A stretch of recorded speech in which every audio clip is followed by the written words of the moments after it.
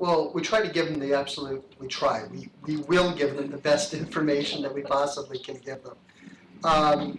Knowing that that information will not necessarily be correct, because when the actual documentation comes in regarding that specific transaction, it's going to be modified. So the best we can do is give them all of the information, which is the full lender's amount, the full owner's amount, and all of the fees that we would include in a typical closing, knowing that those numbers are going to change into the future.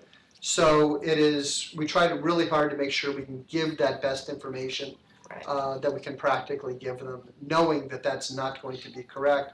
And then, as Dan said earlier, we also then in turn give them the quote-unquote correct information, which shows what the discount is going to be at the time when the lender's policy and the owner's policy are issued simultaneously. So you basically do the calculation for them and give them that, what it would be. Exactly.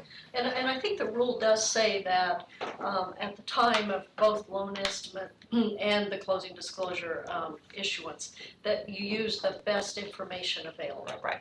So that everyone is showing in all good effort to make sure that they got the accurate information available at the time it was produced. Right.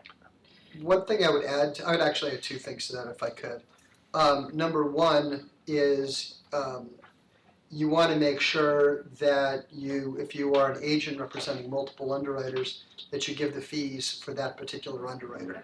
Right. Because that's going to be something a little bit difficult, because you can't have a standardized rate based upon whichever underwriter you choose. Therefore, it's not going to be something that's simple and put together so that anybody can give that rate. You need to make sure you have the underwriter selected. So that's number one. Number two is certain states, especially in the western United States, which I personally am a little bit more cognizant of, is the nomenclature that is going to be set forth on the information that you give to the lender is going to be significantly different than the nomenclature that you're used to.